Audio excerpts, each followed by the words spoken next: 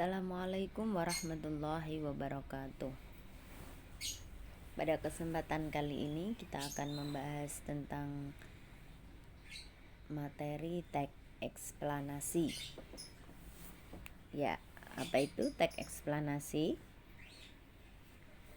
Yaitu sebuah karangan yang berisi penjelasan-penjelasan lengkap mengenai suatu topik yang berhubungan dengan berbagai fenomena, baik fenomena alam maupun fenomena sosial yang terjadi di kehidupan sehari-hari.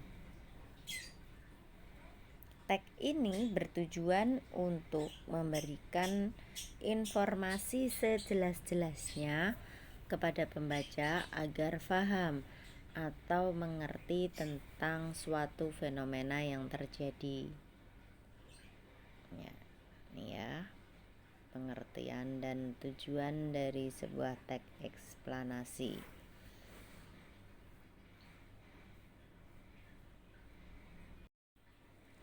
Berikut contoh tema yang berkaitan dengan fenomena sosial, kejadian-kejadian yang berhubungan dengan masyarakat, yaitu demonstrasi massa.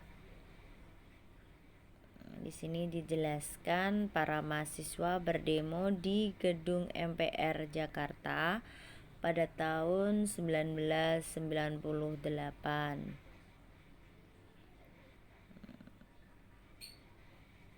Berikutnya contoh fenomena alam dalam teks eksplanasi seperti ini. Banjir merupakan fenomena alam yang biasa terjadi di suatu kawasan. Jadi tadi kalau teks eksplanasi berkaitan dengan sosial, berkaitan dengan masalah-masalah sosial, dan yang ini contoh teks eksplanasi yang berkaitan dengan fenomena alam. Jadi menjelaskan secara detail, secara sejelas-jelasnya tentang banjir.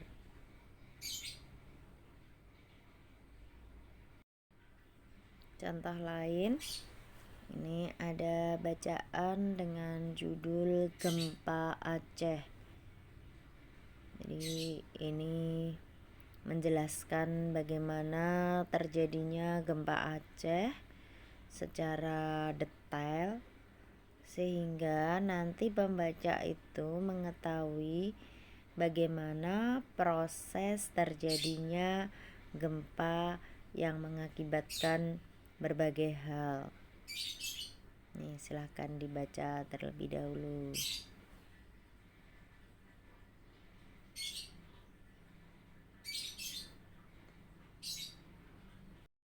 Baiklah, itu tadi pengertian dan contoh-contoh tema yang berkaitan dengan teks eksplanasi. Selanjutnya kita bahas struktur teks eksplanasi yang terdiri dari 3, yaitu yang pertama identifikasi fenomena, kemudian yang kedua proses kejadian, dan yang ketiga ulasan. Identifikasi fenomena di sini berisi tentang latar belakang kejadian. Kemudian proses kejadian berisi tentang kronologis. Kronologis itu urutan kejadiannya dari awal, kemudian dilanjutkan bagaimana peristiwa berikutnya. Yang kedua, isi dari proses kejadian itu adalah penyebab terjadinya sebuah peristiwa. Sedangkan struktur yang ketiga yaitu ulasan. Ulasan ini berisi mengomentari konsekuensi dari fenomena tersebut, baik alam maupun sosial. Nah, kita amati kembali teks eksplanasi yang berjudul Gempa Aceh untuk kita telaah strukturnya. Yang pertama, strukturnya adalah fenomena latar belakang ya. Gempa dahsyat pernah terjadi di Aceh tanggal 26 Desember 2004 pada pukul 7.85 WIB. Pusat gempa terjadi di sebelah barat Aceh dengan kedalaman 10 km. Bencana ini merupakan gempa bumi terdahsyat dalam kurun waktu 40 tahun terakhir. Dampak kerusakannya meliputi Aceh, Sumatera Utara, pantai barat semenanjung Malaysia, Thailand, pantai timur India, Sri Lanka, bahkan sampai pantai timur Afrika. Ini ya disebut identifikasi fenomena atau latar belakang peristiwa. Sedangkan paragraf berikutnya ya kita baca mulai dari paragraf gempa ini juga mengakibatkan gelombang laut setinggi 9 meter. Bencana ini merupakan kematian terbesar sepanjang sejarah. Kekuatan gempa pada penghujung tahun 2004 dan seterusnya di Indonesia gempa menelan. Ini adalah rangkaian peristiwa ya, jadi menjawab pertanyaan mengapa dan bagaimana peristiwa itu terjadi. Maaf.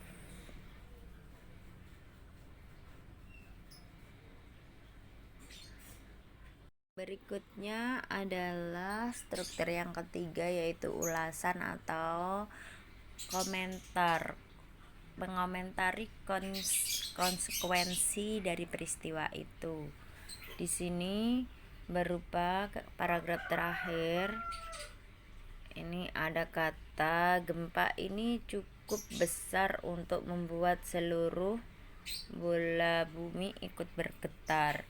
Artinya di sini penulis menyatakan bahwa gempa ini cukup besar untuk membuat seluruh bumi ikut berputar. Artinya sampai bumi bisa berputar itu adalah gempanya sangat dahsyat.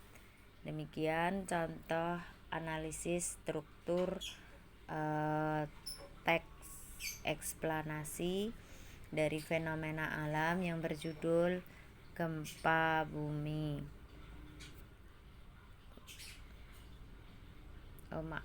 Gempa di Aceh.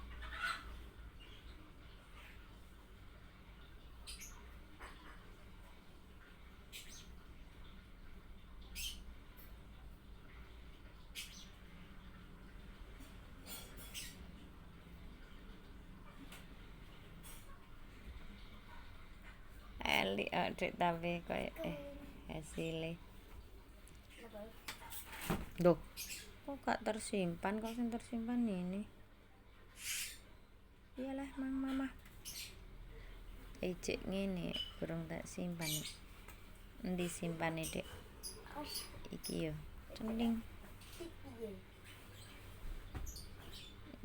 Ana om ya, Dek. Anak sapa? Loh, lah kok isen